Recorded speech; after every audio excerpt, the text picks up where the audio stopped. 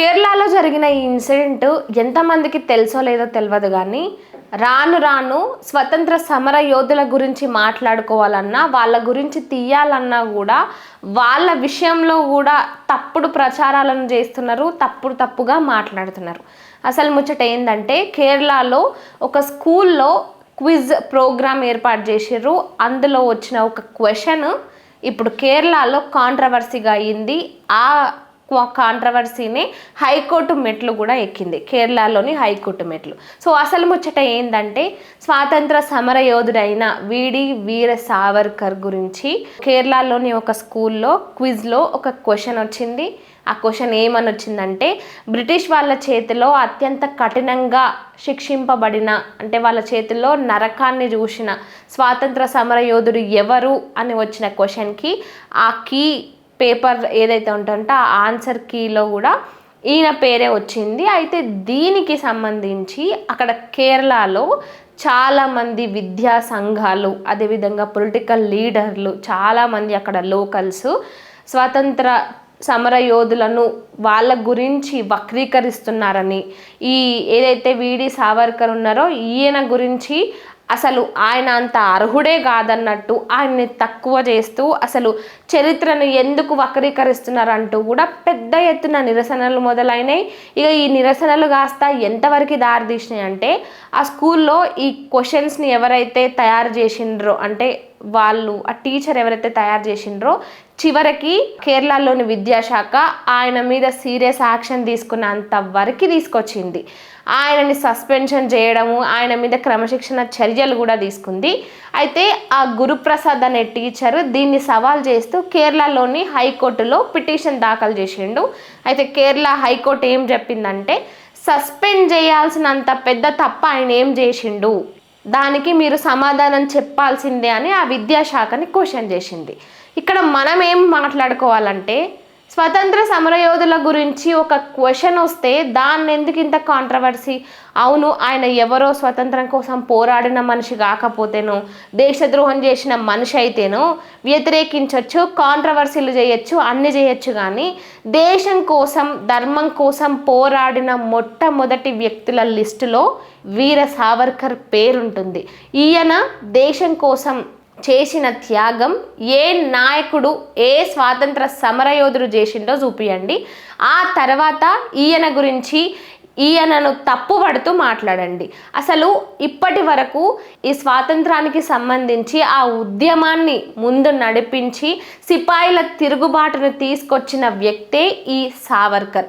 ఇక అంతేకాదు, ఈయన చేసిన త్యాగాలు, ఈయన కొట్లాడిన కొట్లాట, ఒకప్పుడు గాంధీనే ఈయనని చూసి భయపడే అంత సత్తా ఉన్న ఈయన గురించి ఈరోజు తప్పుగా నోటికొచ్చిన కూతలు కూస్తూ కాంట్రవర్సీలు చేస్తూ నిరసనలు చేస్తూ అసలు ఆయన గురించి ఏం తెలుసని, ఎవడో ఏదో ముక్కు మొహం తెలివనోడు, ఎవడో ఏదో సగం మిడిమిడి జ్ఞానం తెలిసినోడు మాట్లాడిన దాన్ని పట్టుకొని ఆయన చేసిన త్యాగాలను మర్చిపోయి ఆయన ఎంతగానం పోరాడిండో అదంతా కూడా మర్చిపోయిండ్రు. కానీ ఆయన గురించి మనం ఖచ్చితంగా గుర్తు చేసుకోవాలి, ఆయన త్యాగాలను స్మరించుకోవాలి, ఆయనను కూడా స్మరించుకోవాలి.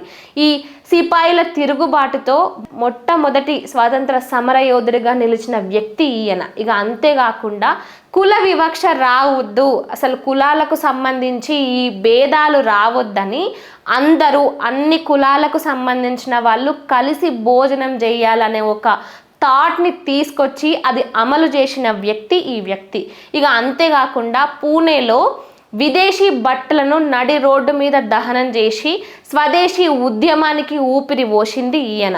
అలాంటి వ్యక్తి గురించా ఈరోజు నోటికొచ్చిన కూతలు కూస్తూ ఇంత తక్కువ చేసి మాట్లాడుతున్నారు.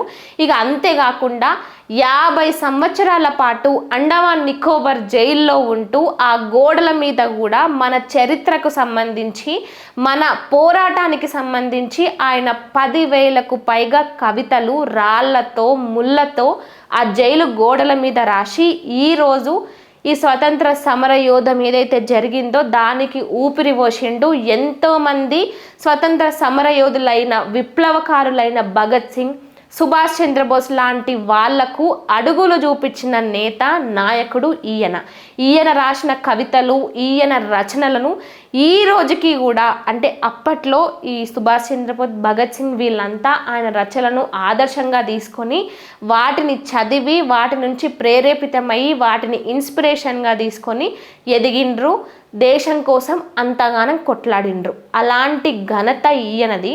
ఇంకా అంతేకాదు, ఏదైతే చైనా ఇండియా మీద దండయాత్ర చేస్తుంది, టిబెట్ని చైనాకు వదిలేయడం కరెక్ట్ కాదని ముందే అంచనా వేసి గాంధీని హెచ్చరించిన ఘనత కూడా ఈయనది.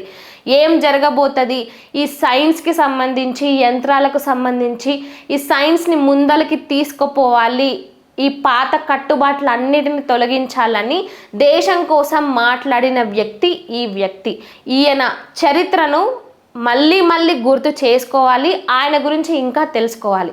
సావర్కర్, ఈయన అందరూ సమానమే, ఎవ్వరు ఎక్కువ కాదు, ఎవ్వరు తక్కువ కాదు అనే మాటను గట్టిగా తీసుకొని అందరికీ అంటే హిందీని జాతీయ లాంగ్వేజ్గా మార్చిన అంటే ఆ ప్రతిపాదాన్ని తీసుకొచ్చిన ఘనత ఈయనది. ఇక అంతేకాకుండా కుల మత భేదాలు ఎక్కువగా ఉన్నాయి, కొంత సామాజిక వర్గానికి సంబంధించిన వాళ్ళని ఆలయాల్లోకి కూడా రాకుండా చేస్తున్న ఆ రోజుల్లో కూడా అందరూ సమానమే, అందరూ కలిసి దేవాలయాలకు రావాలని దళితులతో పాటు అందరినీ కలుపుకొని పతిత్ పావన్ అనే ఆలయంలోకి అందరినీ తీసుకెళ్లిన ఘనత ఈయనది.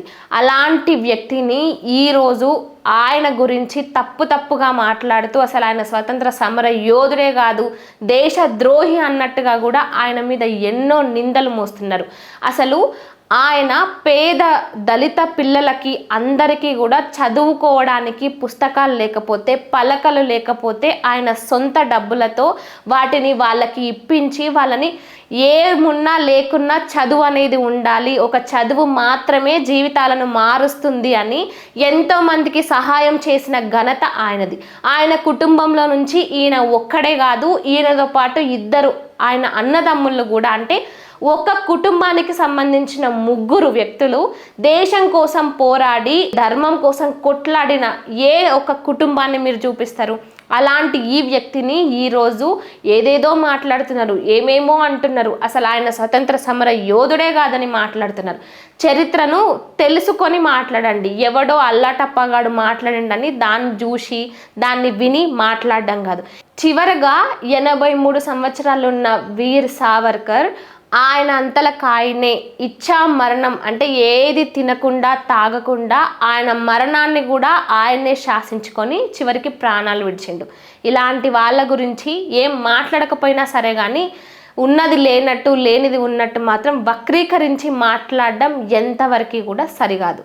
సో చూసారు కదా, దీనిపై మీరేమంటారు? కామెంట్ రూపంలో చెప్పండి.